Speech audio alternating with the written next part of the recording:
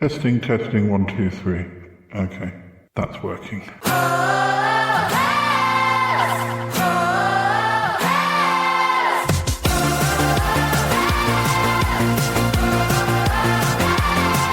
Welcome to the Shy Life Podcast.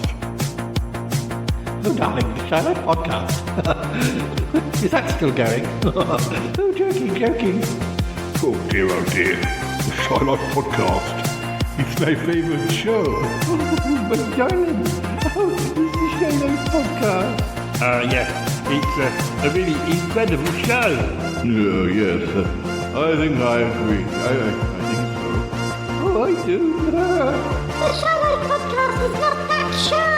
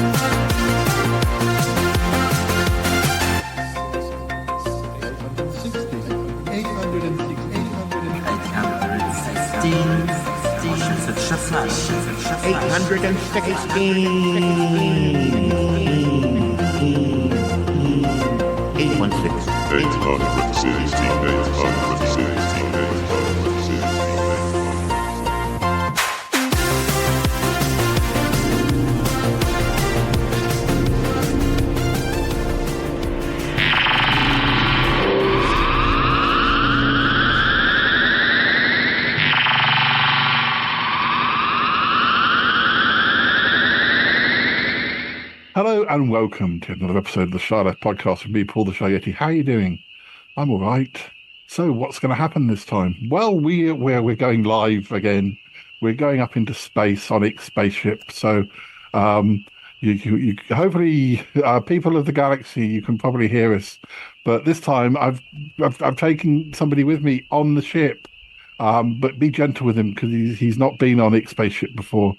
First timer. It's Andy, Hey. birthday twin. Hi, Andy. You're very Hi, brave everybody. to come. You're very brave Yes. to. Please do be gentle with me because I've read that book, The Martian. But I've never actually been into space yet. It's very friendly. You may meet him later. Hope so. But he's good at driving the ship. So we've got the space. We're in X recording studio, new recording studio, and the sound of the motors of the spaceship have died down, but the little sort of chirping noises you can hear are his peepers, which are little tiny frogs. That are his pets. So anyway, let's run the theme music, and when we come back, I've got all manner of things. It's a very in nice. store. It's a very nice studio. I like it. Thank you. So yes, listeners, we're back in a moment. Let's run that theme music.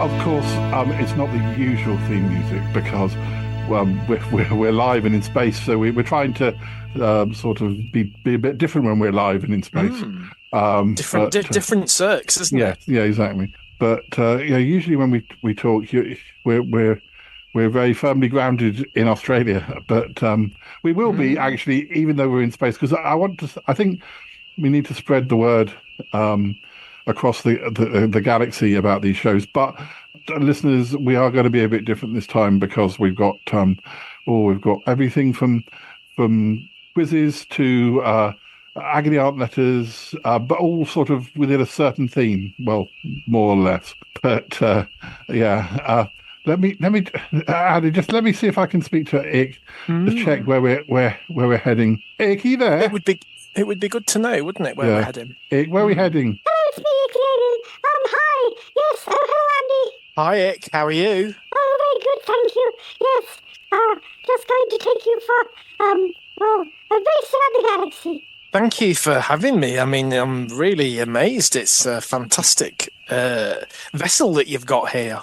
Yeah, thanks, Ick. It's a lot of the regulars have been in the ship, but it's nice to bring somebody new out there. We'll be checking in on the chat room as well throughout this episode. It's a bit of a hark back, Andy, to how when I used to do live shows, but on 548. But we still have a chat room, but it's a universal chat room. So we could get anybody. We could get anybody. Yes, I have to remember pronouns because I literally don't know. There are so many pronouns in outer space, so I mustn't. I have to say they. But yes. Well, thank you, Ig. Just if you need to speak to us, then just buzz me and we'll pause and say hello. All right, Paul. I'll let you get on with it. All right. Thank you. Dear. Oh, there's tea and coffee there if you want to help. Oh yeah, that'd be nice, wouldn't it? Does it taste the same in space? I mostly, although it does have certain tea that he likes that it's an acquired taste. But this is not. I bought this from home. This is normal tea. Oh, okay. This is normal tea. Yes, yeah. Builder's tea. Oh, nice. Oh dear, I was watching some Prisoner before. Were you? When I was waiting for you what to run. episodes were you watching? Well, I'm into season 3, at least in the Channel 5 listings. So all the business with them trying to escape during the pantomime has. It was reassuring to see that yes, in Australia, I looked into actually the fact that Australia has a tradition of pantomimes in a way that America doesn't, and I think that's because the people they've taken that from us, haven't they? Yeah, whereas I don't think we did pantomime when the people who went to America left for America. That came in between, and so the people who went to Australia did have a tradition of pantomime. That's interesting, isn't it? How things on our timeline affect other countries in different ways. Yeah. They are different, and yet there are similarities in some things like those. Yeah, because I just in a very clumsy way of describing it, maybe when people went over to North America, they were leaving British culture and probably wanted to be different. I don't. Whereas maybe Australia was. Yeah, I don't even think we had the pantomime because I think pantomime came around in sort of Victorian times. So the people who went to America were before even that, and they wouldn't have maybe wanted to take whatever was the thing. I mean, I don't know what did we do? What did we do then? Did we burn witches in the marketplace and things like that? Maybe they did take some of that with them. I don't know, but perhaps it was different traditions at different times, wasn't it? And maybe the people who went to Australia perhaps wanted to hang on to some of that British culture or whatever. I don't know. It's different, isn't it? There's so much to look at. So much going on, isn't there? But it's interesting how, like you say, pantomime isn't a thing in North America and it is in Australia because of the eras when it was. I want to say invented, discovered, developed. Developed, maybe. I always get it the wrong way around. I would really like to do a Shy Life podcast pantomime. I never have, but...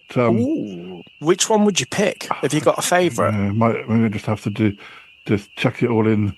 These days, it's falling behind so much on editing. I think I might have to chuck them all into AI and see what it comes up with, and we'll just perform that. But if you need a guest contributor and you do a pantomime, you can rely on me. Who would you like to? What sort of character would you like to play? Well, you've got to pick which pantomime first. Yeah, but this might be a gestalt of a mixture of them. Well, I think it's nice when there's two ugly sisters. Yeah, it's nice when there's a beanstalk. Yeah, who's going to play the beanstalk? I don't know. It's nice when there's a pantomime horse. Yeah. Some of these things don't work so well on audio, but there we go. I quite like, and I don't know if this is even ever done as a pantomime, but I would like to see the story of Rapunzel done as a pantomime, because I think there's real potential with the Kath Maxwell plait of hair. You could build Prisoner into it. You could do Prisoner does Rapunzel, because you've got the kind of person in the tower in the prison. And you've got B. Smith, who's a hairdresser. Yes, and then you could have the handsome prince. No, that's Sleeping Beauty where he fought. I don't know. This is the trouble. It's so hard to remember them all, and because I was thinking if you've got this prince coming through this, cutting down all these vines to get to but that was Sleeping Beauty, wasn't it? When she slept for 100 years and all the trees grew up. It's so complicated. Actually, talking about haircuts and Prisoner, the episode I watched last night. Oh no! God. Yes, because you'll be getting to the hair, the what I call the Great Hair Switchover episode, which is the one that they filmed the outside shots the week before they filmed the indoor shots. Yeah, and there was one. And obviously, for the listeners' benefit, those that don't know, in Australia, there's always like a Christmas close down, isn't there, through the summer months. So you have got, at the end of production of 1980 and the start of 1981, which is probably shown around April, May time the following year, you've got one episode where the outdoor shots are filmed in December and the indoor shots are filmed at the end of January. So because everybody's had a lovely summer and they've had suntans and they've suddenly all got their New Year haircut, people go outside and they've got long hair and pale skin, and then they walk back into the prison and they've got shorter hair and suntans, and it's a bit jarring in that episode. Well, and I think that's the one where Margot has a bit of a meltdown on outside, and they've got that new officer, and does she try and shoot her or something? And she says she had a gun, and she says it was a bloody stick. Margot's come back into it, and that's what I was going to mention, because Margot's come back into it, and she's about to go and live with her. With her boyfriend, with Wayne. And there's mention of, thanks for doing my haircut, B. I love that. I love those whether scenes. It's such a long time since I've seen it. I'm almost like watching it anew. So I don't know what happens. So maybe she comes back in and then has a meltdown. Yes, I don't want to spoil it, and I won't spoil it. But Meg goes round to this house, doesn't she? Yeah. And she meets Wayne, and it's an absolute tip. Yeah. And I think, has Wayne written to Margot and said he's got them a house and he can't wait for it to be paroled, and it's a little palace, and she's getting all excited, and Meg goes round and it's like he's sat there with his mates drinking tinnies and pizza boxes all over the floor, and it's a hole, isn't it? She's come, and Margot gets out. Released. Yeah, she's come out, and they went out for a night out at this really posh hotel. I know, and that's so lovely, that scene, isn't it? The guy at the door looks down at them because they pull up in a horrible car, and then Margot kind of says about him looking down at her, and then she goes to use the door and nearly goes the wrong, and realizes that she's trying to go in the wrong direction. They've got their best clothes on, and it's quite a touching scene, isn't it? Poor Margot, poor Wayne. Because I mean, it's not a spoiler, but it's never going to work out for them, is it? No. People like that, it's never going to be a happy ending when you've got people like that in it, appearing from places that what's going to happen. So you will get that episode shortly where I think Lizzie's hair, Bee's hair, and Georgie's hair all change colour or length or something, and it's like, what? That's not too much of a surprise in some ways, because Bee's hair is pretty long at the moment, as is Doreen's. But I shall keep an eagle eye out for that. Keep an eagle eye, and it's definitely the one where, because you have a bit of outside action with Margot before it all goes wrong, and then she comes back into prison, and it's that one, and you get that. It's Deborah Lawrence playing the prison officer. What's she called? Sally Dean. Mm-hmm. Officer Dean.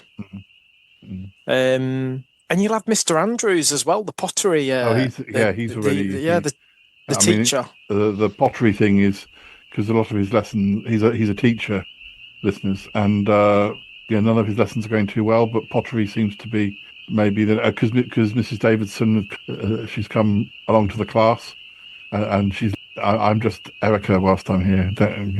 I'm just one of you. That's so funny, isn't it? I mean, as if the governor would be allowed to sit with the other prisoners and do the pottery class. It's just like, you wouldn't do it, would you? She's like, Vera, I made the, which she even speaks to her about herself in the third. Says, Vera, I believe the governor say that these classes needed your unsupervised. So piss off. Sorry, I don't know. We're allowed to use words like that on your podcast. Sorry. No one can I was quoting. No one can, she probably does say that in the series. I don't know. Because Georgie, isn't it? Is it Georgie Baxter? Georgie Baxter, yeah. Yeah, Georgie Baxter, because the actress who played... Obviously, I've seen her as Georgie Baxter years ago and completely forgotten about that, because it's been a while since I've seen these episodes. But, of course, meanwhile, she... and before Prisoner, she comes into the box. Which I've also been watching her episodes in the box, because she's obviously a lot younger in the box, isn't she? But playing a very different character. Yeah, and Tina the Wardrobe Mistress. The Apprentice Wardrobe Mistress. But she's a lot more likable and naive. Absolutely, and not sort of tough like Georgie. She's horrible in Prisoner, isn't she? Yeah, pretty much. Although she has her moments when she lets her guard down with Mike the Bike, with David the teacher and stuff. But I was going to ask you, and I mean, I know we always say it's not fair to watch something from the 1980s through the 2026 camera lens, but yeah. So your listeners' benefit, Georgie is a deaf character.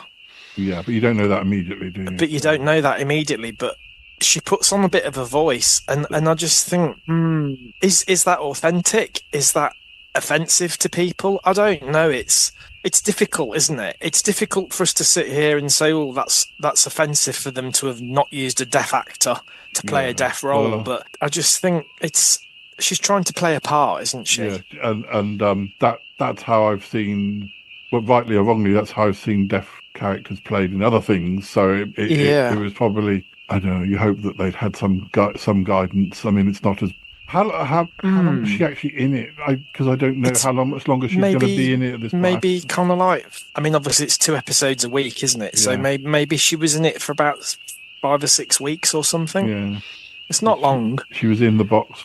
It's not long. A lot longer than that, but of course her mum is played by Layla Hayes, who played Beryl in Sons and Daughters. Yeah, again, completely different to Beryl, very different mother. but not that different from the other part that Layla Hayes plays in Sons and Daughters. Is it Ruby? When she plays the double role? Yeah. Ruby kind of reminded me a little bit of George's mother. Is it Jeannie? Jeannie Baxter, the mother? Yeah, I think so, yeah. And literally, she just turned up last night when I was watching it. And when they did that in Sons and Daughters, where you'd got that actor playing the 2 different roles, I kind of thought, oh, she's a bit like Georgie Baxter's mum. But maybe because it was seen, obviously Beryl's like everybody's mum, isn't she? So seen her in a very different role. Yeah, it was interesting. I'm very early in the 1981 episodes, but it was 1981 episodes that is where I started. So, but this is probably only the second time I've seen these episodes. They're very good. I like 1981 because it's like the aftermath of the pantomime and the tunnel escape, and you've got Judy on the outside as well, meeting up with Helen again, and all the shenanigans that go on then, and like I said, you've also then got coming up the first ever episode I ever saw, which is the one where Chrissy won't take the baby back to the baby home, and she says to her boyfriend, "You can come with us, or we'll never see you again." Which was literally the first thing I ever saw on Prisoner. Is that before Vera leaves? Because as you know, as I've told you before, Vera leaves. It's before Vera leaves because it's also the episode where the women go on strike. Yeah. And then the officers go on strike, and then it's really horrible, isn't it? And then do they get rid of Bea? And then she has her amnesia, and she goes to Barnhurst, and you've got all of that. Is that around episode 200? And then I think Vera leaves about 220 or something. And then you've got all the Terry Harrison episodes. And Mum comes back. Mum comes back as well, yeah. That's the last time she comes back, isn't it, I think? Yes, because Margot's involved in that, isn't she? Because Margot testifies that that Bea's been making the amnesia up, and Bea has to think quickly. I either confess and get another however many years, or I let Mum go back to prison. And she's let's not say what she does, but it's a dilemma, isn't it? Yeah, moral dilemma. Well, the quiz I've got is a prisoner quiz, but I'm wondering if we should do... Oh, Paul, was there a bit of turbulence then? Oh, yes, don't worry. Just what would that have been? Was it like I'll speak to Ick. Bit of space junk or something? Ick. Is everything okay? We felt some turbulence. It's okay. The toilet backed up. I had to use the plunger. Is that all it was? Yes, Paul. Oh, sorry. We just wanted to know. We weren't sure. All right. Sorry about that. It's fine. Just a slight problem with the. Wow. So that I actually thought maybe we'd hit an asteroid or something. Or I think the plumbing just backed up. It was just the plumbing. Oh well, that's reassuring. But how are you enjoying the box? Because you've overtaken me now. I don't think I can keep up with you. You're moving ahead. The last couple of discs, I've kind of thought some of the characters I really liked have left, and the stories have got a little bit more silly, and I've kind of like. It doesn't seem so dramatic anymore. I don't know. Some of the new characters they've brought in, I don't seem to like as much. Like Lindy, the secretary. It was quite nice until she turned out to be a complete homophobe. But yeah. I don't know why. Everyone else seems to be at least quite accepting. But she says some quite nasty things, doesn't she? And then and Lee's having an extended break at the minute, so he's not in it. And I don't really think Tony's got the chemistry with Tina that he had with Fanny Adams, or any of the other characters that they've kind of paired him with. And I really don't think the Gary Burke and Vicky Stafford thing is believable. I think they're really good characters, and it's good to see scenes between them. But for them to have suddenly become an old married couple, I just feel I'm not sure it would be. Yeah, they're both quite similar in some ways, that they're both out for their careers, but it's almost unusual that they would. Well, they don't. They bond for 5 minutes, and then something massive happens, and then they fall out, and then Tina, they've kind of saddled themselves with that she's, even though she's not yet young, but there's that strange thing about her being too young to. Wow, I mean that was the most. Yeah, that was the most bizarre story, and it made me actually Google what were the laws around the age of consent in Australia, and it's like that's just random, isn't it? It's like she's allowed to have a relationship with somebody who's her age because she is nearly 17 or something, but she's not allowed if she has to have a relationship with someone older. If it's her first relationship, it can't be with somebody who's older. Didn't you say that? But that was the rule then. I think, I think I Googled it, and I think it did say that was the rule, that you could, young people could have intimate relationships with each other. But like you say, if you went with someone that was, not even considerably older, but I think maybe even over 21, it was a criminal offence. But not a criminal offence if the young person had already been intimate with someone else, which I just think, well, what if they were like a victim of an assault or something, and then that means that anybody could, I don't know. I just think it's, how would you even police that? But it means that Tony and Tina can't be a proper couple. A couple anyway, so it's kind of, that's a bit pointless. Although it's a bit silly. What volume are you on now? Are you on? I think I'm on number 8. Yeah, I think I'm. I'm going to stick with it because I've got 9 and 10. Yeah. But I just think if it doesn't pick up for me, I might not bother getting any more. Well, it is going to get dramatic again because the last year is. I think 1976 was the year it was the year of the city plot lines. But then that's the year we're in now. But then somebody took over and. Or it might be like 75, 76, and then 76, 77. It goes back to being more dramatic because they were trying to get the ratings back again. I haven't warmed to some of the characters that I haven't warmed to. I haven't warmed to. Is it Brian, the Canadian guy that they've brought in?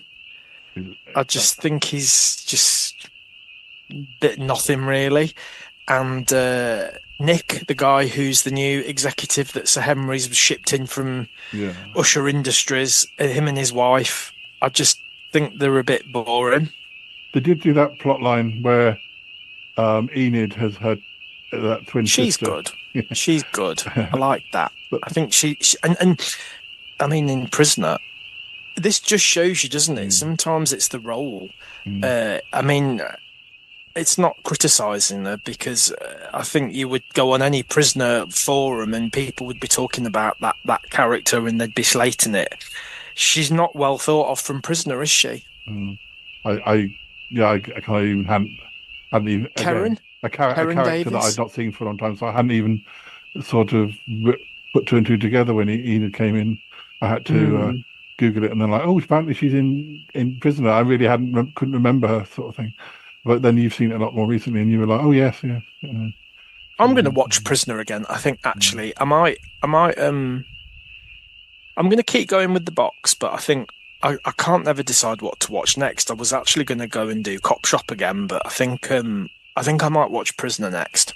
Yeah, because I miss it. I haven't watched it for a couple of years now. With Cop Shop, where have you got to with that? So Terence Donovan era, and he's going out with, what's his character called? I can't. Word. He's going out with the school the headmistress. Yes. And it gets me annoyed because she's expected to live like some sort of nun and not have a boyfriend or have but anyone. It's all right for him to carry on with other women. Yeah, but it's her, but it's the school board that expect her to act like her. Like we saw somebody drive up to your house after 11 o'clock. What were you doing? What were they doing? But you see, do you not think that's quite similar to Back to Prisoner, where Mrs. Davidson has that thing with Andrew Reynolds, and she's like, I can't get involved with a man. They'll think of the scandal, and it's like, well, really? People are still allowed a personal life. And also Danny is going out with that politician who, but it's all sort of come to a. Is it Philip? Yeah, she's had to sort of arrest him now, so it's sort of the end of that. So I remember I actually stopped watching it for a while, and the episode where she has to arrest him, that's like a cliffhanger on the end of a box set, isn't it? Yeah. And it's like, will she or won't she? Doesn't she arrive with the warrant, and then she's like takes a deep breath? Yeah, because he's having a big party in the garden. That's in the garden, yeah. And I seem to think in my head that was like the last episode on that box set. And I didn't buy any more for a while. I had a bit of a break and watched something else. So when I came back to it, I started from the beginning again and then watched them all again. Yeah, maybe I'll watch that next because I know Prisoner Inside Out. I think you should try Skyways at some point. Yeah, maybe because it's only 7 box sets. I know we're talking £200 or £300 for 7 box sets, but but yeah, I'm enjoying Skyways. Paul, I need to get my my bills paid off for all these new glasses I keep buying. They haven't arrived yet. Haven't got. Well, no, because I have to wear varifocals. Yeah. Not that this is of any interest to your listeners, but we're at the age now where I have to wear varifocals. I know you don't, but they're not cheap. They're not cheap. So it's not just a case of I'll have them ones because it's like, the prescription. I don't know about my reading glasses. They've kind of given me reading glasses rather than any other sort of glasses. But there are times when one of the Doctor Who new Blu-ray sets turned up, and the menu pages, there's so much they packed on there. The writing's quite small when you're sitting across the room. Right. I'm thinking maybe I do need. Yeah, maybe you need because reading glasses are no good for that, and also my reading glasses seem more appropriate for if I'm reading on my phone, which I do a lot, but. Do I wear them when I'm using a laptop? I don't feel that they. That's not that far distance, but I'm not kind of sure. Don't get me wrong. There's times when I'm reading when I take them off because I just think, they do work when I look down, but sometimes I'd rather not have glasses on when I'm reading a book. Yeah. But then there's other times when I'm looking at the monitor on the computer and I'll take them off as well. So, but not when I'm driving or watching TV. I need them on for the distance. Yeah. The distance. Oh, but by the way, if you want to look out of the window on the spaceship, which way, left or right? You're welcome to look out the window, but don't try and open the windows because that's. Oh, okay. If you get what happens then? You get sucked out. But we don't want to have. If you feel too hot, tell me and I'll call Ick and he'll put the. Can we change the air conditioning settings? Yeah, we can do that, but it's safer than opening the window. So. See, when you first said that, I thought you were going to say, if you look to your left, we can see Venus. Yes, that is something that can be done. But I mean, I have to kind of find out from the computer where we're passing because it's all much. I've done it so many times. All the planets and stars blur into a big. How far are we actually going? I'm not sure of the itinerary. I'll ask Ick. Anyway, I think we might have a little bit of music now, just so we can top up our coffee cups, and when we come back, we'll check the chat room. We'll do this quiz. Does water boil? Does water boil at the same temperature in space? Yes, it does. Yes.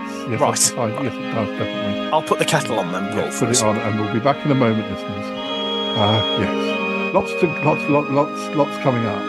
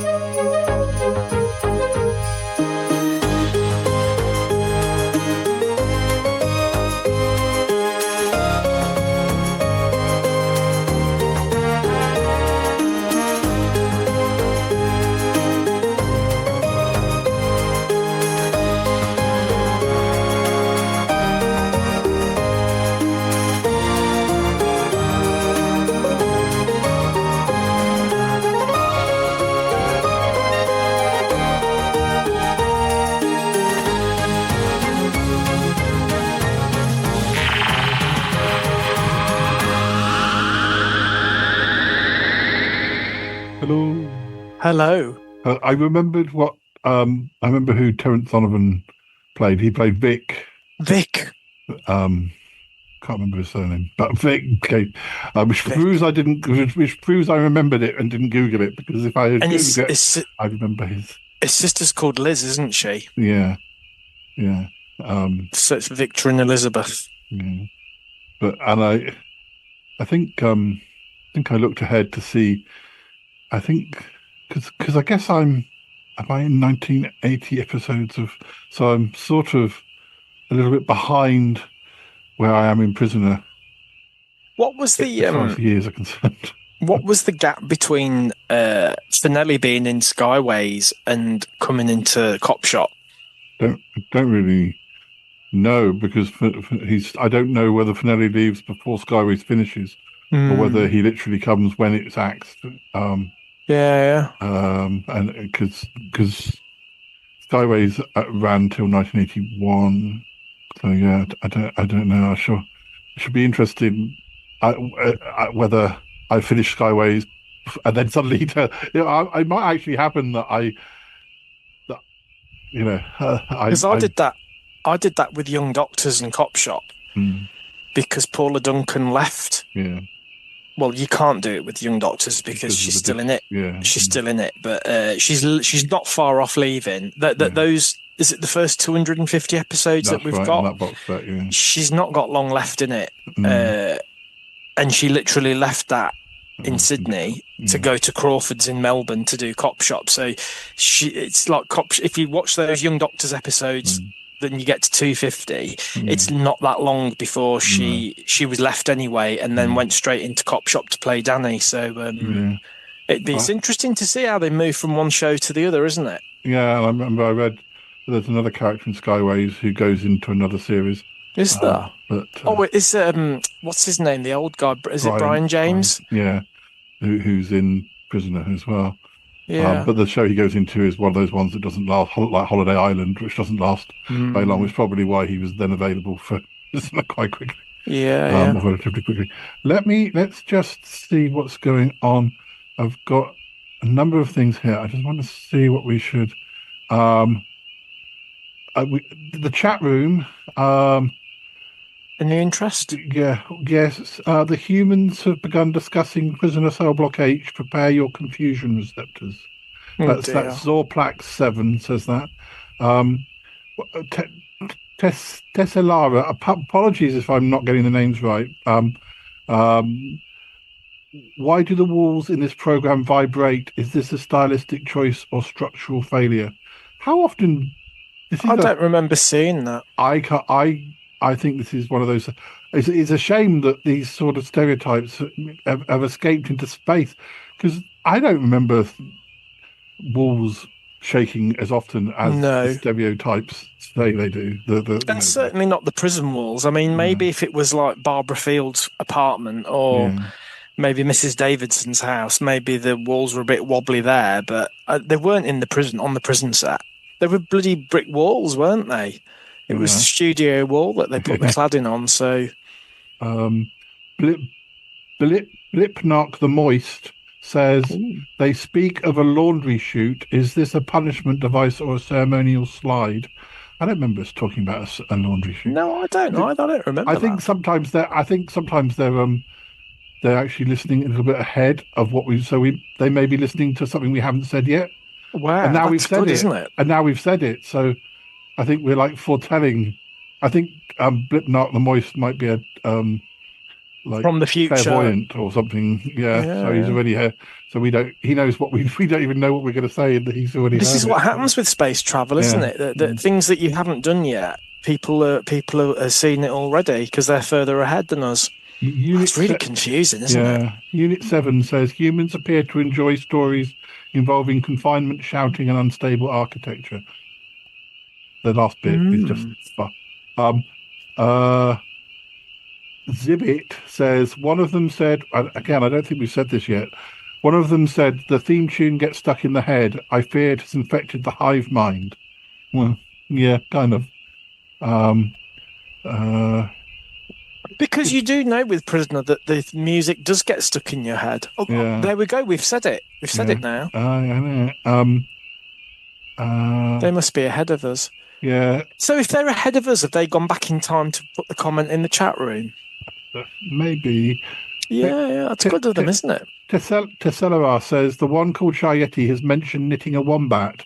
Is this a typical Earth ritual? I don't remember mentioning knitting a wombat. Do you think they've got the wrong episode? I think they're ahead of us. I think right. I think the chat room is running in the future. Yeah, I think so. Anyway, I think it's time, because I have got other things. I think we need to do this quiz. Yes. Now, I think it's 10 questions, and I'm hoping together we should be able to. We should be able to smash it. But let's both put our opinions. But I can only choose one, so we have to agree. But I think I'm going to err towards what you say. But I'm going. But let me say who I say, because. You go first, then. Let me go first, so then you say, and then we'll agree. So they're multiple choices. Yes, that's right. So question 1: which character was originally intended to appear only briefly, but became a long-running fan favorite due to audience response?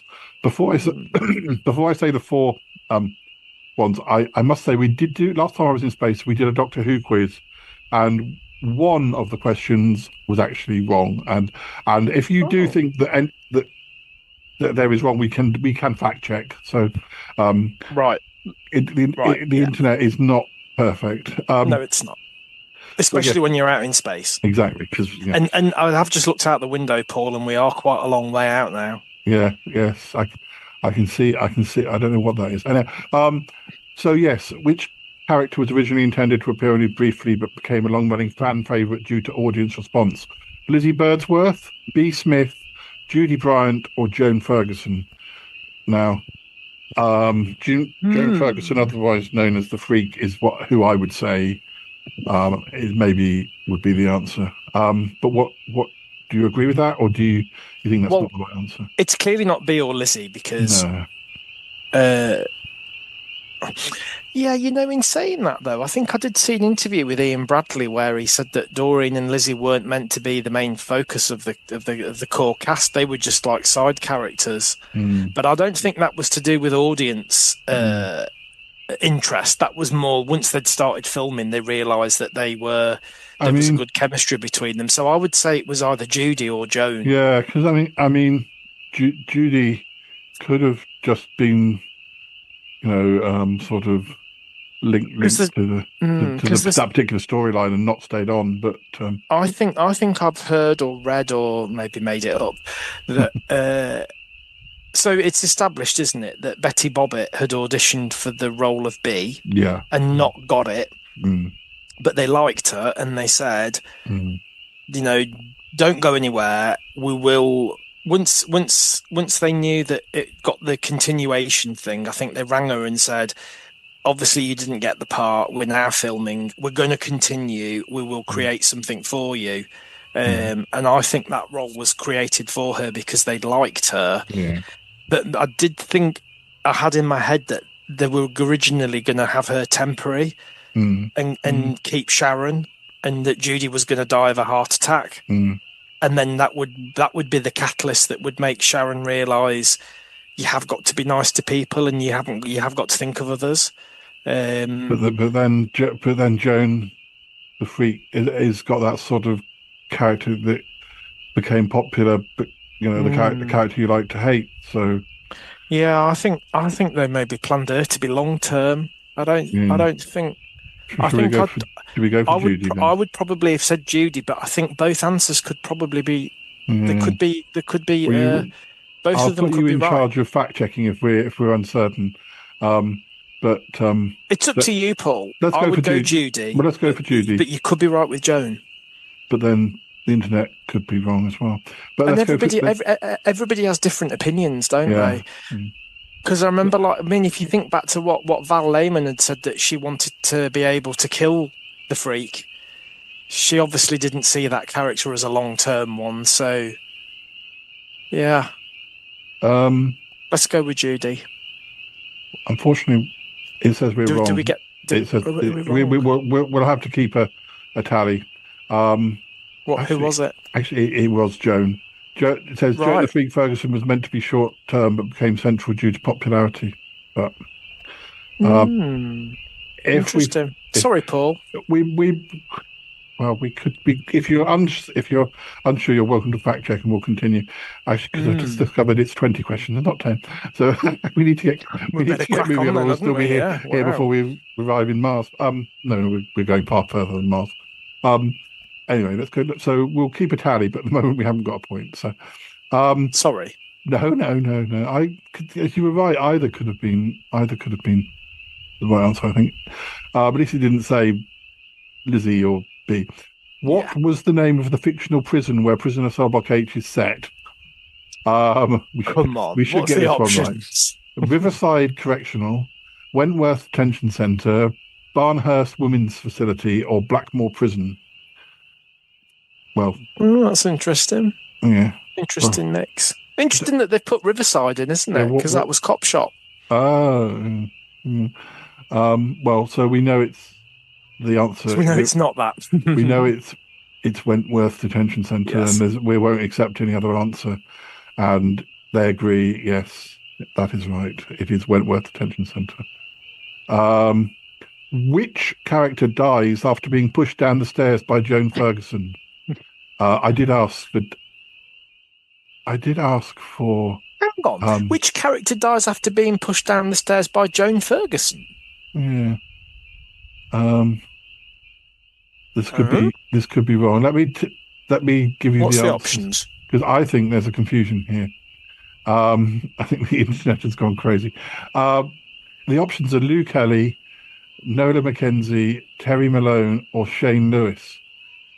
Is Shane the little boy that lives with Joan? Who is Shane Lewis? He wasn't called Shane Lewis, though, was he? Was it not Shane Monroe? Yeah. So Terry Malone, isn't that the character that's played by the actress who played Sharon Gilmore? Sharon. So I'm wondering whether it's getting itself completely confused. I wonder if that's to do with Wentworth rather than with Prisoner. It could be. Because I don't remember. Because when you started reading that question out, I was going to say the answer's going to be Sharon, and it's going to be Jock that killed her. Yeah, that's what I was thinking. So confuse him. Well, it can't be Lou Kelly because it was Janet Williams that killed her, and it can't be Nola because it was B that kills her. Shane Lewis, I'm not even sure who that is. Terry Malone was Joan's girlfriend. Yeah, and she just leaves, doesn't she? She just leaves. So, but I think I'm going to try and let's go with Shane. Well, I was going to say we should second guess it and see whether it's confusing itself, and we should go for Terry. Try that one then, because it's just getting it completely confused with the actress and different characters. Yeah. Let's see. Try that one. I was I was right to suggest that it's completely the wrong answer unless there's a character called Terry Malone, and as you say, it's Wentworth that they're talking about. Because I could do a quick fact check for that. Is there a character called Terry Malone in Wentworth? Because in Wentworth, they named characters after characters from Prisoner. So like Meg Morris was like really horrible, wasn't she? And all that sort of thing. It doesn't say. No, it just says Terry Malone in Prisoner. It doesn't. I mean, we haven't got time to go into it, but I typed Wentworth and it's picked up on the. But anyway, it says. Let's move on. It says Terry Malone is killed by Joan Ferguson in a staged accident. I mean, that sounds more like Jock Stewart with Sharon and Sharon Gilmore, doesn't it? Yeah, I mean that was sort of staged in a sort of way. I mean. Yeah, I think we deserve a point because we deserve a point for second guessing them. Yeah, we do. I think we should still get a point for question one as well because I think there was two answers for that. Yeah. What was the real life reason behind the departure of actress Val Lehman, who played B. Smith? Again, there's probably more than one. It depends who you talk to, doesn't it? Yeah, exactly. Contract dispute, creative differences with producers, health issues, or desire to pursue directing? I'd say, well, none of them. That's. Yeah. What do you think? I want to say like creative differences, or. But I mean, I was reading actually that I think like 1985, where they sort of officially say, "Oh, she's dead." Where she'd almost in real life she'd almost agreed to come back around that time, and then she says, yeah, and then she says that she'd agreed. She would almost agreed to come back, but the woman that was in charge of the script office, she says that's not true. If they were asking her, we would have known. So, yeah, basing quiz questions on something that's never been fully established. Would you say contractual differences? Creative differences. Which one would you prefer? One of them. Creative. Well, it's definite that she wanted to kill off the Joan Ferguson character. Maybe she felt that Joan was becoming too. Maybe she was being paid too much, and maybe it's to do with the contract. Maybe Val Lehman wanted a better contract. It could be both of those things. It could be. Let's go for creative differences, but I think it could equally be contract dispute as part of it. But they've said creative differences, but interesting. Yeah, I think, as you said, I think it's quite possible that I'm not really keeping I'm hoping at the end it'll tell us what we've done. But totally, yeah. Which inmate was responsible for the infamous tunnel escape attempt? Oh, I've just seen this one. Responsible. Give me the answers. Lizzie Birdsworth, Judy Bryant, Monica Ferguson, and Doreen Anderson. Definitely not. Who would you say?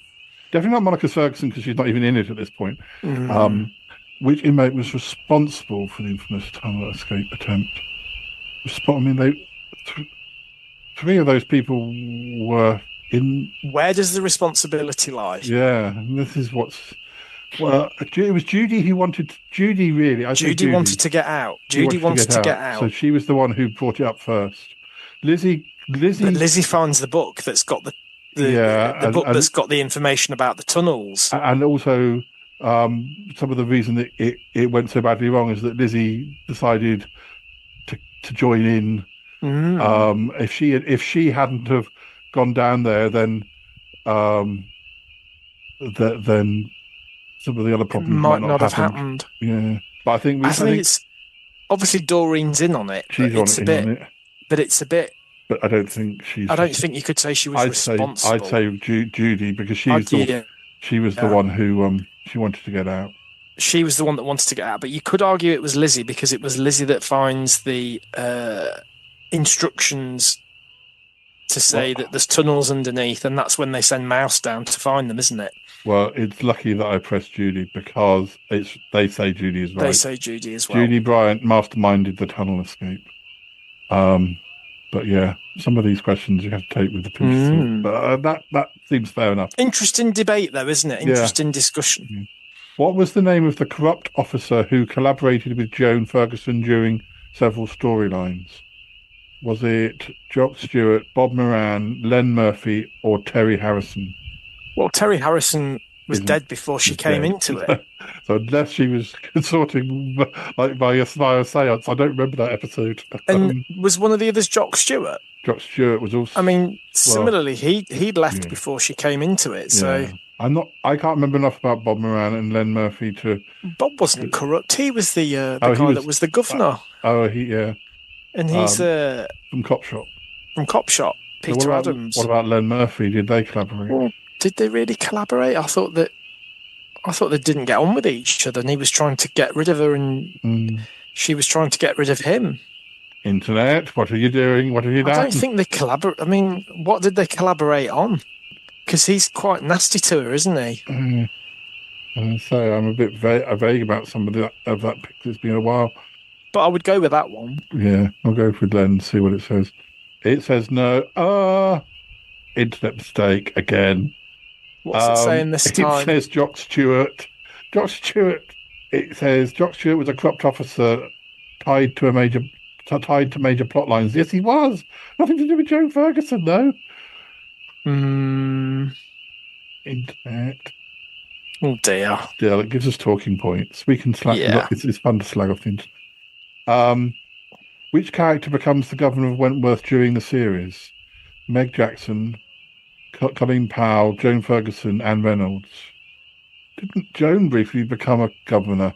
And so did Colleen. There's a few episodes where Colleen acts as the governor. Yeah, but because she makes a big thing about saying, "I'll do it if I can wear civvies."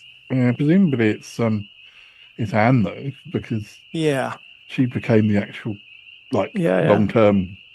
Yes, luckily it does. Thing is, the internet doesn't know the nuance of. I don't think Meg ever was governor for an episode, was she? She was in as a prisoner, but that's quite completely the opposite. But the others do act as governor briefly. Yeah. What was the name of the biker gang associated with Rita Connors? The Conquerors, the Outriders, the Black Widows, or the Renegades? Do you remember? Wasn't that the Conquerors? The Conquerors, yeah. Yeah. Got that right. We should be marking the quiz. Yeah, we should be. We should be like the adjudicators. Sorry, quiz, you lost the mark. Which character was wrongly accused of murdering Officer Jock Stewart? Was he? Hey, he wasn't ever murdered. He was pushed down the stairs. Well, so I think. Well, it says B, Judy, Lizzie, or Doreen. I think it's going to have to be Judy, except that she didn't. He didn't she die. Didn't kill him, and he didn't die. No, but it says Judy Bryant was wrongly accused of killing Jock Stewart. Considering he didn't die, then I mean, she shove him down the stairs. She thinks he's dead because she does a runner, doesn't she? Doesn't she go back to Wally and she's like, "I've killed him," and then doesn't Wally say, "Oh no, I've been into the city and I've seen a newspaper and he's still alive. You didn't kill him." I'd forgotten that Jock Stewart came back for that middle appearance that I've just watched. Obviously, I remember Jock from killing Sharon and Jock from coming down the stairs, but I didn't remember that he'd come back in for those few episodes. Oh yeah, where Judy's on the run and the massage parlour. Yeah, I'd forgotten all about That was like, oh, I'd kind of forgotten he was recurring three sort of main appearances. Yeah. What was the cause of the fire that destroyed Wentworth in the series finale? Well, there's a few options, isn't there? We got bomb planted by Lou Kelly, accidental kitchen fire, electrical fault, or riot gone out of control. Hey? There's none of them. Don't try and quiz the internet. Don't try and quiz the experts. Right, it can't be Lou Kelly. Okay. That was a different year. Accidental kitchen fire, no. No. Electrical fault, no. Not really. I'd say, riot gone out of control, I would say, in a way. I mean... So Chrissy starts a fire in the library, but that's a distraction. And for a long time, she believes it's her fault because she feels really guilty, doesn't she, that people have died because of the fire that she started in the library. And then I remember there's the bit where the detectives say, no, it was the fire in the store cupboard that caused the real damage. And they're like, fire in the store cupboard? And that's when because it was Margot that throws the petrol bomb into the store cupboard, isn't it? Just after Mrs. Powell has agreed to store 20 crates of turpentine in the storeroom, which, yeah. Okay, well, I mean, this quiz is a soap opera in its own right, because I just clicked on riot gone out of control because I could see how that could be an option, but that's completely wrong. What did they say? But the answer, they say, is bomb planted by Lou Kelly. Lou Kelly, does she ever do this? Does she plant a bomb at the end of the season? No, I mean, there is a bomb scare, but that's not... It says Lou Kelly plants a bomb that destroys the prison. The prison's never been destroyed. Oh, dear. Should we move on? Yes. This is maybe this is a prisoner sublocation from another dimension quiz. It reminds me of those books. Do you remember the books that came out when Prisoner was first on, and there were books, and they were full of inconsistencies and errors, weren't they? And even photographs of the wrong people given the wrong actors' names, and it was like, yeah, okay. Which character famously uttered the line, "You can all get stuffed," during a dramatic resignation? You can all get stuffed. Colleen Powell, Anne Reynolds, Joan Ferguson, or Meg Morris? Well, Mrs. Reynolds would never have said that. No, and I can't see Meg saying it either. It sounds like something that Colleen might have said, but I don't know that she left on those terms, in angry terms. No, because she was quite positive when she left, wasn't it? Meg, I guess it could be a resignation that did Meg was quite cross when she was in the episodes I watched where she resigned just before she got married. And they because they wanted to use guns, and she was very cross. She didn't want to use guns. Okay, let's go with that. Let's go with that. No, it's not right. Well, according to the internet, Colleen Powell delivers the iconic resignation line that we never heard of. Right. Okay. Oh dear. What was the name of the prisoner who became a cult leader inside Wentworth? Okay. What's the options? Sandy Edwards, Nola Mackenzie, Eve Wilder, or Mary Winter. A cult leader? Does it mean top dog? Do they mean top dog, perhaps? In which case, a lot of those were top dogs. Sandy was definitely top dog. Nola Mackenzie was top dog, wasn't she? Because B was ill around that time. Was Mary Winter a top dog? But Nola didn't lead anybody because she became top dog, but she wasn't well followed. Nobody liked her. I mean, Sandy was. I mean, would it be Mary Winter? I don't know.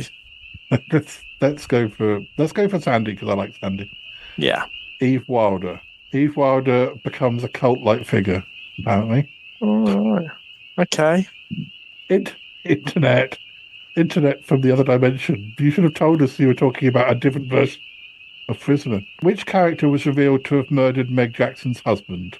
I don't even see the person who is. What's the options? Oh my god! Mary Winter, B. Smith, Jock Stewart, Nola Mackenzie, none of those. But we both know who. Well, it was Chrissy, wasn't it? It was Chrissy Latham. Internet. Bizarre. Okay. So now let's try and second guess it like we did with that other one. Who do we think that the internet thinks? I mean, killed Bill Jackson. Yeah. Well, it can't be Maury B Winter. Is the only one who would. She wasn't even in it. B was the only one there. He was present. Three at that time. So let's go with B then. No, apparently it is this. We haven't got time to fact check to Wentworth. Jock Stewart murdered Meg Jackson's husband. In what reality? I know, yeah. Being in space changes everything, doesn't it? This is. I mean, oh my goodness, maybe we've changed something. Maybe we're changing the future. So I hope we haven't done something. Nick! Oh dear, he's busy. He's got the do not disturb sign on. Okay, we've got a few more fake questions. Some of them have been right. What was the name of the prisoner's social worker who had a long-running relationship? With Judy Bryant? God. I thought. What's the options? David Andrews. He's the one who did the pottery. Paul Reed, our favourite. Dennis Cruikshank, who was a prison guard, not a social worker. And Steve Faulkner, who was the hunky warder. But Judy was a lesbian. They're all men. I know. I mean, you could have argued if they'd said Wally. Yeah. Because he did act as a bit of a... Not a social worker, but he was... Relationship and it could be a friendship, friendship, couldn't it? But I think it has to be Paul Reed because he's a social worker. And just forget about the Judy Bryant thing because the others aren't social workers. I agree. What's the answer? Oh, no. What do you think the answer is? Knowing this weird quiz. Knowing this quiz, it's going to be... Remind me what the other options are again. David Andrews, Paul Reed, Dennis Cruikshank, or Steve Faulkner.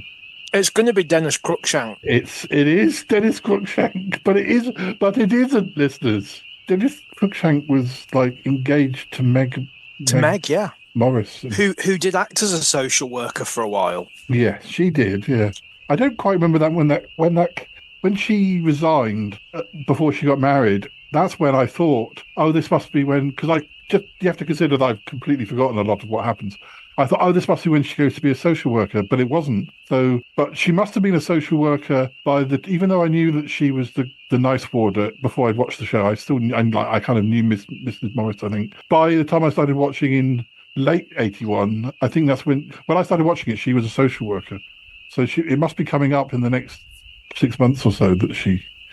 Well, she's a social worker. My first episode where Chrissy is on parole with the baby and the boyfriend Mick. Meg is the social worker then. Yeah, so that's 194. Yeah, so it must be coming up. So something else must trigger her to leave. Oh well, I'll leave it as a surprise. Which inmate was known for her obsession with astrology? That should be easy. I don't think. Maybe Leanne Burke, Doreen Anderson, Pixie Mason, Pat O'Connell. Hey. Who do you think it actually out of is? those, I would say Pixie Mason. I would say Pixie. I do remember she talks about her husband that she would never marry somebody that was I'm going to say a Scorpio. And she was very into that sort of. But who do you think it is? Is there a character that's more into astrology that isn't on that list? Wouldn't it be Zara Moonbeam? Yeah, that's what I was kind of thinking. Or one of the more dizzier characters. I don't really think astrology really comes up as a thing in it, does it? No. Well, I've clicked it because we need to be moving on to other things, and this quiz is crap. So, but yes, it agrees that it says Pixie Mason was obsessed. It says with astrology. Wow. She was obsessed with getting married to different men. But right, we've got 4 questions. We need to get through these before. Come on, because I think we need to strap in a minute. I've got a countdown. We've got to strap in because we're going to go from turbulence. Let's get the quiz done before we have to do that. Who was responsible for the death of Nona Mackenzie? B, Judy, Joan, Lizzie. Easy, isn't it? B. Yes, it says it was B. What? It says B kills Nona using a sabotage sewing machine. Was it? Oh no! It was a pop gun, a zip gun, but was that made from a sewing machine? No. Yeah. Okay. Well, let's Which character was introduced as a boxer and became a top dog later in the series? Hey, a boxer? A boxer? What, a dog? Boxer dog? Reb Keane, Lou Kelly, Rita Connors, or Myra Desmond? A boxer? Imagine Myra as a boxer. I'm going to say Rita because I think it means biker. Oh, right, do. Yes, it does. Boxer. A boxer. Oh, goodness me. What was the name of the prison officer who had a gambling problem that affected his work? Terry, Bob, Jim, or Len? Terry, surely. Yeah, Terry. Apparently, Jim Fletcher, he struggled with gambling issues. Did he? No. I don't remember that. I mean, he struggled for money, but he didn't. Never had a gambling problem. He didn't have, but not from gambling. There was when he was still with his wife, he was struggling to, but he tried to get money because he knew that what's her name had got some money hidden away or whatever, and there was all that plot line, but that wasn't gambling. In the loosest thing, Terry is always at the bookies, and Margot gets him to put bets on, and he admits to Vera that he's done that, and then she's like, "You're going to lose your job." Mm. 2 more questions before we have to strap in. Which character was known for her constant attempts to escape, including disguises and elaborate plans? B. Doreen, Judy, Monica. Judy, maybe. I mean, Judy probably escapes the most, doesn't she? And she did dress up as an Irish. It's Irish policewoman. Yeah. Yes, it says that's right. Last question: which character's storyline involved a dramatic transformation after facial reconstruction surgery? Mary Winter, Sandy Edwards, Pat O'Connell, or Reb Keane? I'm going to say Reb Keane. Okay. It says, even though it's not. Did she have facial reconstruction? No. She did have a personality, or apparent personality. That's not facial reconstruction. I know. It's learning to. Apparently, we got 60% right. Well, I would swear, but we've got to strap in. Let's get strapped in. Let's get strapped in. And when we come back, I've got to check the chat room and some agony aunt letters and things. So yes, okay, right. Back with you in a moment, listeners. Strap in.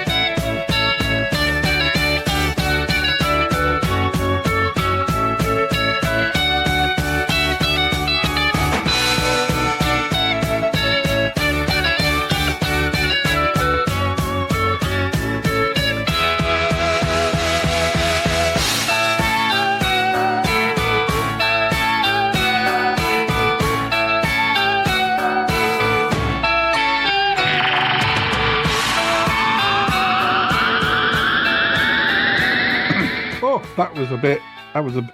Ig, can we unbuckle now? Yes, Paul. Sorry, Andy. We just went for a meteor shower. around the planet. Oh, I can't pronounce it. Okay, fine. We'll get on with recording. Sorry about that, Andy. I hope It's fine. It was interesting to watch the meteor shower. I mean, it wasn't half as traumatic as doing that. As the quiz was. Yeah, exactly. This is talking points about soap opera tropes, I guess. So there's no right or wrong. It's more of a like, yes, it should be less traumatic. Why does nobody? So these are like tropes that's been suggested. And maybe we can think of examples where we know this happened in shows we love. Why does nobody in a soap opera ever lock their front door, despite living in the most crime-ridden square street village in the country? Yeah, and even on shows where it's like they're police officers, they still never lock the door. Yeah. I mean, I think there is that sort of thing where people didn't necessarily lock their houses as much back in the day, or certainly in smaller towns. But that might explain some of the shows we watch. But yeah. Do you know, so I often think half the doors don't even look like proper doors, do they? They look like internal doors. Well, a lot of the Aussie soaps from the 70s and 80s, when you see outside, you can tell it's just a painted backdrop when they're doing studio scenes. How does every character instantly overhear conversations from 20 meters away, but never notices someone standing directly behind them? That's true, isn't it? Yeah. Why do people in soaps get amnesia more often than they get colds? Oh, I love amnesia, though. I mean, not personally. I can't remember. But yeah, I mean, amnesia. It's a good way, isn't it? Of I'm not who I was. But don't you find as well people with amnesia in dramas? It's not just that they've forgotten; they've had a complete personality change as well. They've forgotten how they're supposed to be. We mentioned that Bea lost her memory around episode 200, but did she for a little bit lose it and then pretended? Yes. Yeah, that's right. Isn't it? She loses it to start with, but then it starts coming back to her. But she keeps it up, doesn't she? There's definitely been an example of amnesia on the Charlotte podcast in recent months, but I better not say too much. How can a character survive falling off a cliff, being presumed dead, and still return looking fabulous? Well, that's just the way it is, particularly in Australia. That's what they do for fun, just like fall off a cliff and come back. But you fall off the roof, and that's it. There's no coming back from that. Yeah. And maybe you've got a different face. Why does every hospital have only one doctor who happens to treat every condition from a sprained ankle to brain surgery? Well, Dr. Carl in Neighbours was a little bit like that. He did seem to be a specialist in this thing. When I was at the prisoner meet-up the other month, and Barry Quinn was there, they made some reference that he only ever gives people a mild sedative. Doesn't matter what's wrong with them, Dr. Miller always prescribed a mild sedative. Do you remember Beverly, Dr. Beverly, who married Jim Robinson on Neighbours? She had two faces. Yes. When she came back with her second face, but in later years of Neighbours, they had Beverly. I don't know whether she was still called Beverly Robinson or just Beverly or whatever. She came back as an occasional guest star. If they needed, and was it the original actress or the replacement? No, it was the replacement came back. It was when they wanted. She ended up being a specialist on really serious things. I guess they kept her being a specialist in the same area, but I can't remember what it was. But yeah, it was everything from like psychiatry to bone cancer to. It was quite nice that they at least bothered to bring her back and keep her as the same character even 30 years later. Why do characters fall in love after exactly one meaningful glance across a pub? Doesn't always work that quickly. I think when Scott first met Charlene, didn't he she was trying to climb in the window or something? Yeah. How many times can two characters break up and reunite before the universe intervenes? I mean, there was a lot of that in Sons and Daughters towards the end with Wayne and Susan and like lost lovers and love triangles and things with Glenn. Why does every wedding get interrupted by someone shouting "stop" at the exact dramatic moment? I mean, not every wedding. A lot of them. Yeah. What was the best wedding on Prisoner? Because some shows are well known for their weddings, but there were weddings on Prisoner, but most of them were. What was the best one? Yeah, I quite liked Bob and Meg. Where they have that awful thing where they freeze the frame and the actors are talking over the frozen shot. Oh, that's right, yeah. And he's like, I've only known her 6 months, but And I know nothing about her, but I know I love her. That's right. Yeah, That's quite good. Yeah, I heard you talking, or I heard them talking on the what? Now, tell me, what's the Prisoner podcast that you've been on? Because I have listened to those episodes, but I want to get the Prisoner podcast. Yes, it's just called the. Yeah, they're sort of around the time. Although I'm a little bit ahead, probably a bit ahead of them now. Yeah, but I'm sort of listening to that as they release episodes because it's a good time to be listening because it's all fresh in my mind, sort of thing. But you were a guest on some episodes of that. I was, yeah. Very good, you were too. Well, thank you. Why do people propose marriage after dating for roughly the length of a single episode? It's not quite as quick as that, but yeah. It's often very quick, isn't it? Yeah. Why does nobody ever move away after a breakup? They just keep living 3 doors down. Well, yes, yeah. Sometimes. And how many relationships do you have with people on the same street? Yeah, I mean, I don't know anybody where I live, but no. But I mean, some people have neighbours where they do, they do have a closer connection. But why do soap police solve crimes slower than toddlers solve jigsaw puzzles? That's not true in Cop Shop. They're very good in Cop Shop. They always take at least 2. It takes 2 episodes and they've solved it, except for the story arcs that take a bit longer. But how does every villain manage to hide in plain sight despite wearing suspicious leather jackets and whispering ominously? Why does every major crime get solved by a random resident rather than the actual authority? Because it's more fun. Except on Cop Shop. Police characters can slow things down and be a bit sort of, yeah. But it's okay in Cop Shop because it's about the police. But which is why I always prefer Miss Marple to Hercule Poirot, because Miss Marple kind of comes in and she's doing all the detective work, but meanwhile she's sort of eating half a packet of rich tea or something. And she saves the day. She's saving the day. Yeah. Why do characters confess crimes in public places where literally anyone could overhear? Oh, well, that's also the thing about people people admitting like their story, that their motives. Like, I'm going to tell you exactly why I'm doing this, but I'm going to kill you. But I'm going to tell you anyway. Yeah. Why does every missing person storyline end with the person turning up in a local cafe? Does it? Does that happen? I'm not sure. No. How do characters afford huge houses while working 1 shift a week at the local bar? Well, they used to say that about Friends, which isn't a soap opera, but like, how on earth did those people afford to live in that part of New York when half of them worked in bars or kitchens, and at least in the early seasons? Why does every business change ownership more often than it changes the menu? Why does every character suddenly become an expert in a new profession overnight? There's hidden talents. Hidden talents, yeah.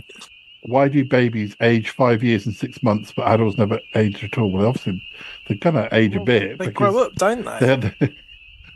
The adults are still going. They are going to be aging. It's happening naturally without them trying to act.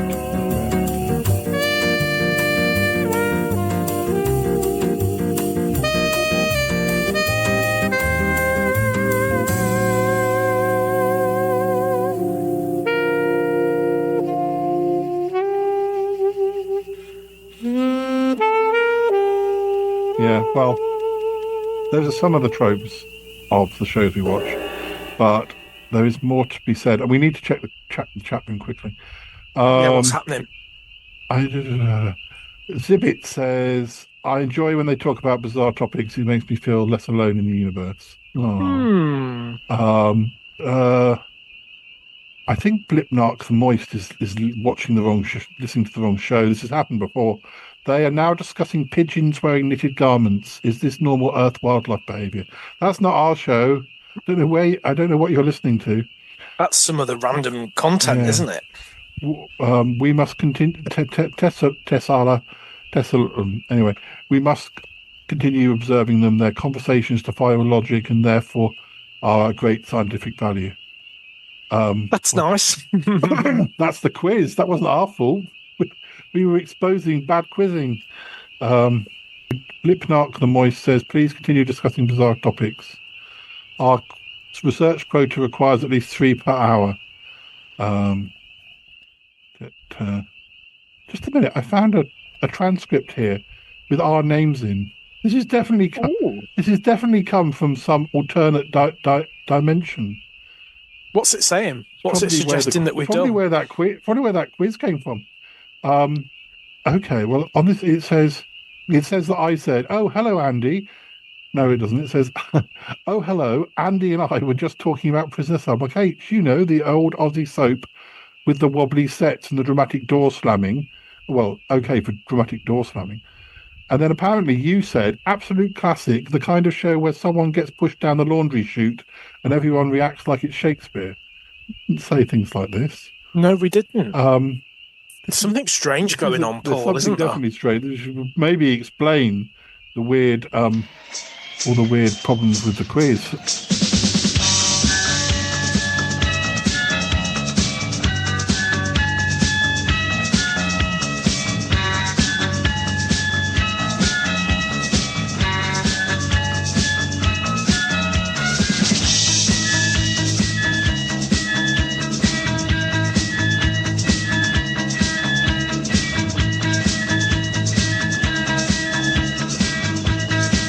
Let's see what else we've got to discuss. 25 talking points for life in a ghost prison.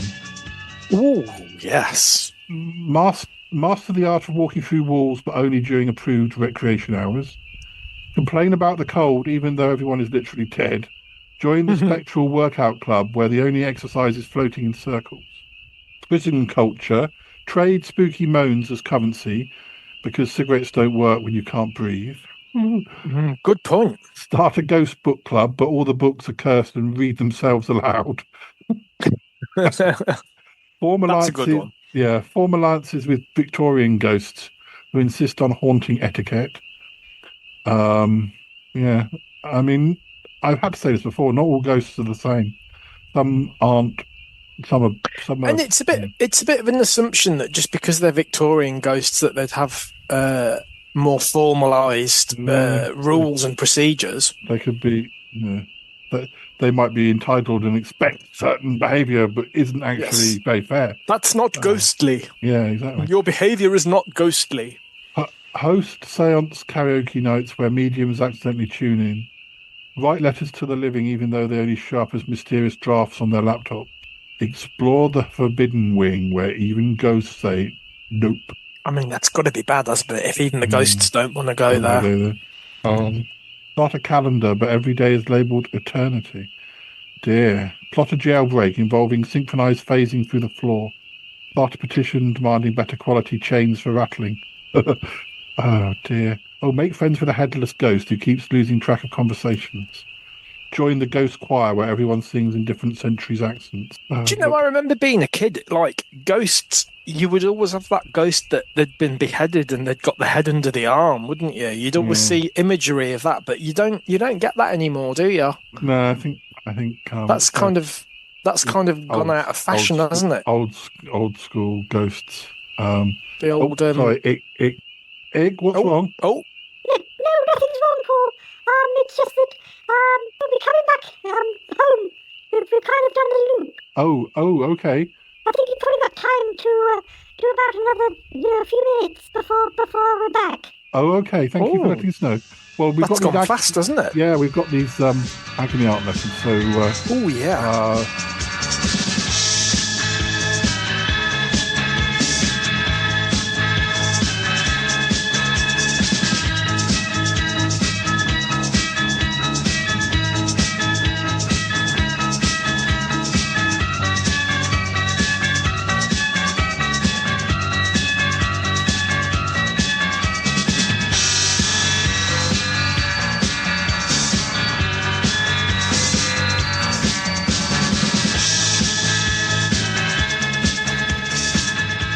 Now, these agony art letters, because as I've said before, I asked for agony art letters years ago and nobody wrote in, but it turns out they did, but they were going to the wrong address. So I recently received sacks after sacks of bags. Oh, no. And I've been kind of grouping them into, thematically, And what I've got, because I knew you were going to be here, I have grouped together letters from Scorpios discussing Scorpio problems.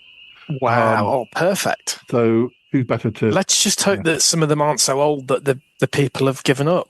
Well, let's hope not. I mean, we can always send these back in time, perhaps. Anyway, dear Paul and Andy, why do people think I'm plotting something? It's the heading. Everyone assumes I have a secret agenda just because I'm quiet and observant. Sometimes I'm literally just thinking about dinner. How do I convince people I'm not masterminding a coup every time I squint thoughtfully? Is this a Scorpio? I guess, are Scorpios secretive? Or, I'm not sure. Like we'd answer that. I'm not sure. I'm being secretive. Yes. Sometimes I suppose the answer is more about making people think that you haven't got a hidden agenda. Yeah. Because the agenda's there, isn't it? Yeah, you need to be. You need to work on your skills of being secretive. Yes. Nothing wrong with being secretive, but and presenting isn't. Yeah, you don't want people really knowing. So it's how you present, isn't it? Yeah, it's presenting it. So practice makes perfect. More practice. Get on with it. Dear Paul and Andy, my intensity scares people off. Are we intense? Are we? Are we intense? Really? I like someone, so naturally I want to know their childhood traumas, their favourite pasta shape, and their 5-year plan. Apparently there's too much too soon. How do I dial down my passion without feeling like I'm lying about who I am? You can't. You just have to go with what comes naturally, and if they can't handle it, that's on them. Yeah, I mean, isn't it pretty? It's pretty normal to know the favourite pasta shape of the people you're friends with. I would have thought. Oh, I think so. I think so. I mean, for a start, I don't really like the long thin spaghetti. It's too messy. Do you not? Well, I mean, I could chop it. I can't be doing I'm too clumsy for long spaghetti. It gets everywhere. Do you prefer smaller shapes? Yes. Shells, or twisty tubes, things, tubes.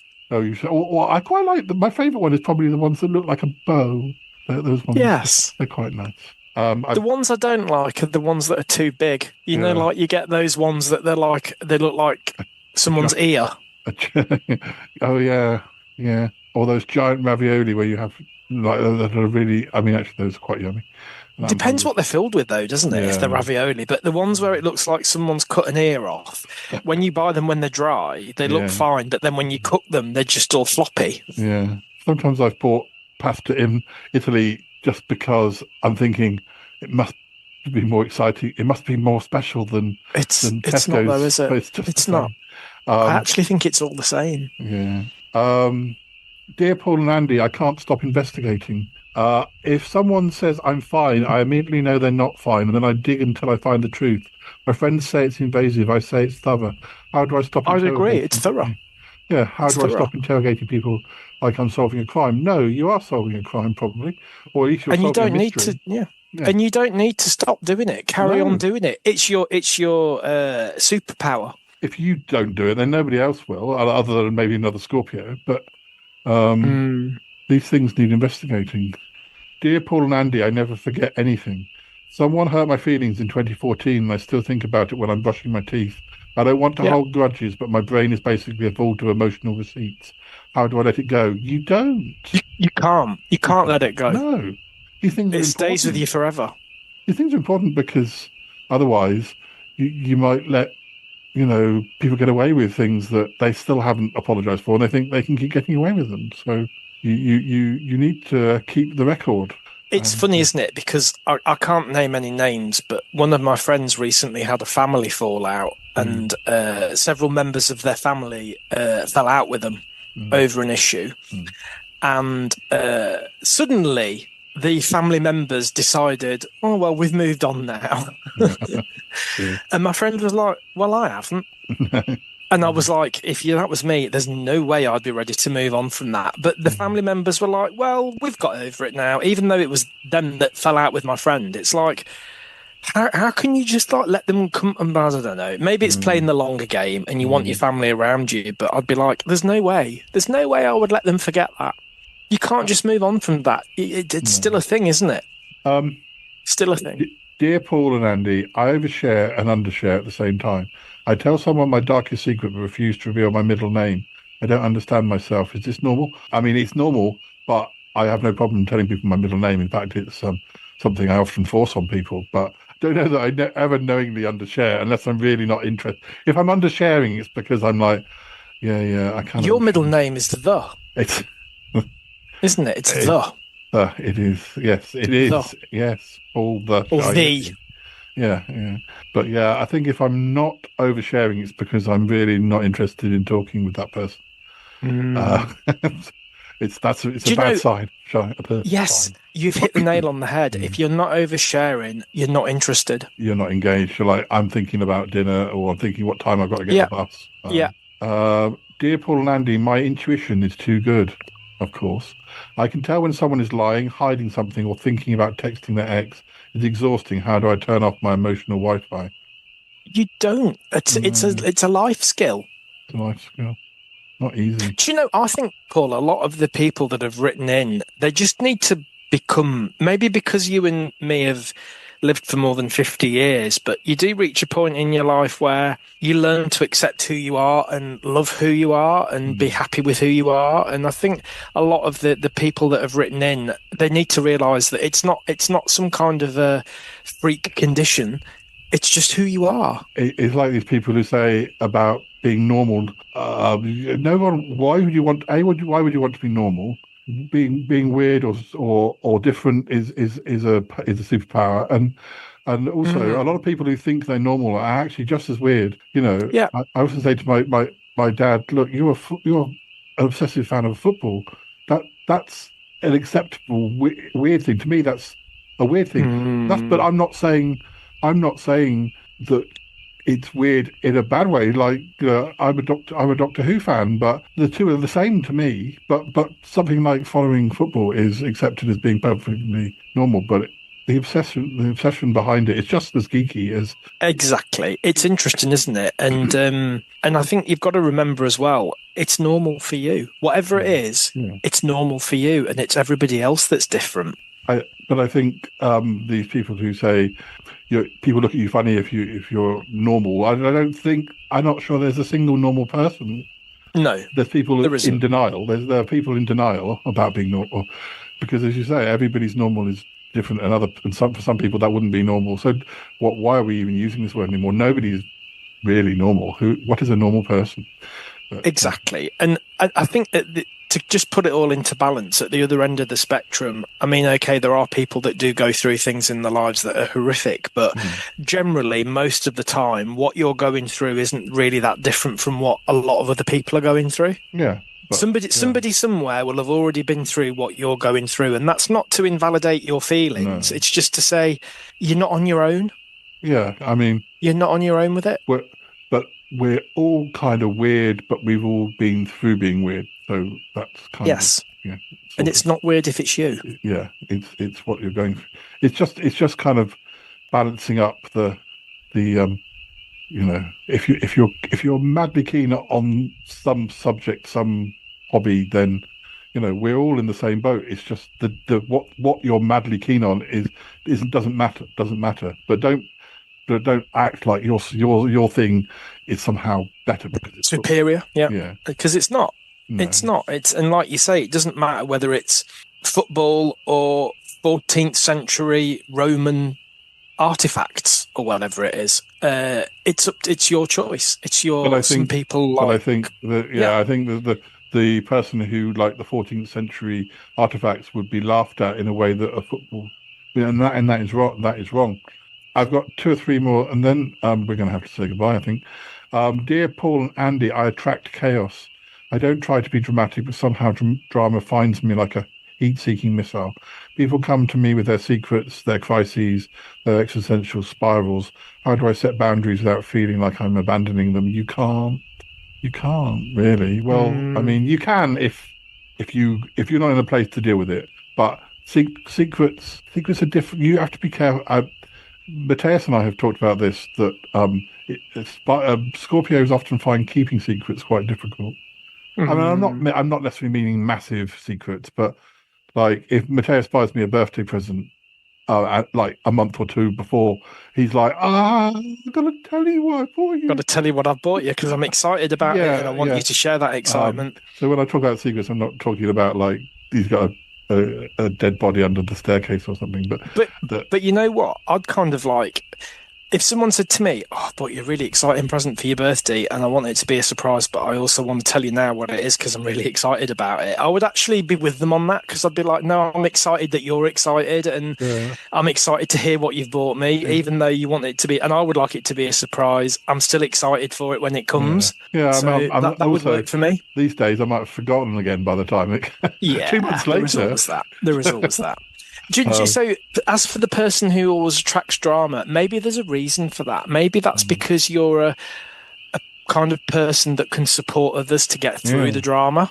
Yeah, I think people don't come and tell that they're deepest secrets. They're not coming to tell you because, yes, they're telling you because they think that you will understand them, support them, be empathetic with them, be a shoulder for them to cry on, be a mentor to guide them through what they need to do. That's why they're coming to you. Sometimes it's too much. If they're doing it every other week, maybe they also need extra help from more than one person. But trained people as well. Yeah. But it's if people come to you, it's usually a sign that there's something good about you that makes them want to Yeah, I think so. It's a positive. Dear Paul and Andy, I love to intensely. When I fall like a meteor, but people say it's overwhelming. How do I love someone without consuming them like a small emotional black hole?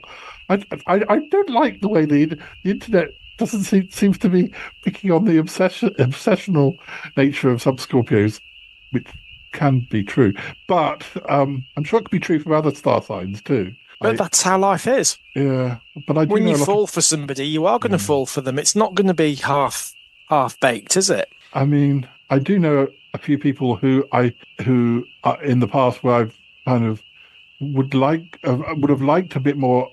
Like, how are you feeling about this situation? Or what? I do feel that whether it's a Scorpio thing or a me thing, I do feel like sometimes I feel too much, and some people don't feel enough. But it is weird how other Scorpios I've met have been quite like me in that way. Or I understand that. I agree with you on that. But how is it that star signs can't be true and yet also they are in a way? I don't know. So the honest answer is I don't know. I wonder if some of it could be true. Some of it is this is what I want myself to be. So all that list of things that are my supposed personality traits, I'm going to try and live up to those personality traits because that's what I want my identity to be. I don't know. I think maybe it's a blended mixture. I do generally get on very well with Scorpios, but it can't be as simple as like, I really like you because you're born. I mean, not our case is exceptional, but even like, I like you because you were born on November the 8th or something. That isn't enough for a friendship. You have to get on with the person. There needs to be a little bit more than that. But I don't think I've met a Scorpio yet that I don't get on with. Well, maybe I haven't not realised that they're Scorpios. But anyway, I think we need to say goodbye, Andy. But we usually come back for little tiny bits at the end. So, thank you very much. Have we landed? No, we haven't yet. But we will. We'll probably land in. We'll probably land in after the theme music. But you might need to buckle up. So right, I need to buckle up because I definitely felt a bit of turbulence there. Okay, listeners, you buckle up too. We'll say goodbye, but we will be back briefly for another goodbye. All right. Landing. What do they say when you land? I don't know. Touchdown? Touchdown? No. I don't know. I've never done it before. I don't know. I've done it a few times, but yes, I still don't get the lingo. But,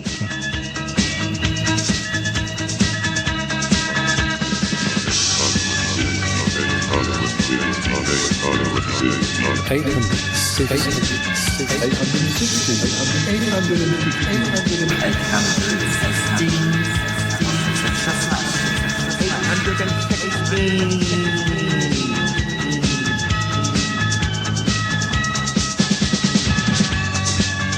Anyway, Andy, I think we're back on Earth.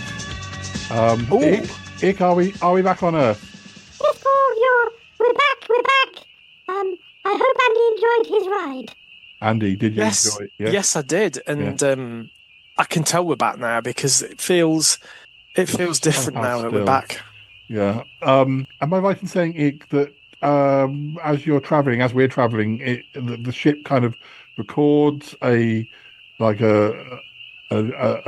video of where we've been. So, it's hard to appreciate when you're in the ship. That's right, Paul.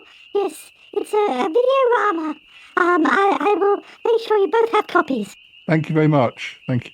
Yes, so Andy, yeah, that's good. You'll be able to watch that and see where we went, because it's difficult, and I don't recognise everything as I'm, and also obviously we were broadcasting to the universe. So, is there anything else in the chat now that we've come back? I think the chat has gone into a different dimension. I think. Yes, that was very strange. That was a bit of mysterious. Where did we go to? We didn't just go up into space, did we? We went into a slightly strange side dimension, I think. Where things were different. Where Jock Stewart was murdered by Joan Ferguson or something, and it appears we said things we haven't even said yet, or never said. There was a lot of stuff about knitting, wasn't there? And stuff about knitting a wombat or something. Yeah. But yeah. Maybe I should ask Ick. I'll ask Ick. I can hear the theme music playing, but we will come back one more time. So I'll ask Ick if he thinks there's any explanation.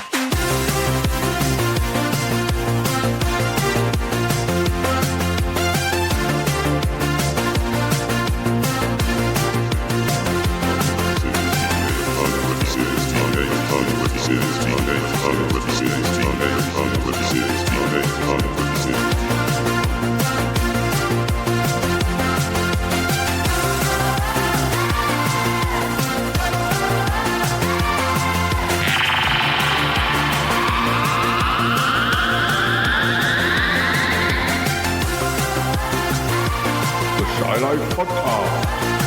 Thanks for listening. Join us again soon. Ick? Yes, Paul?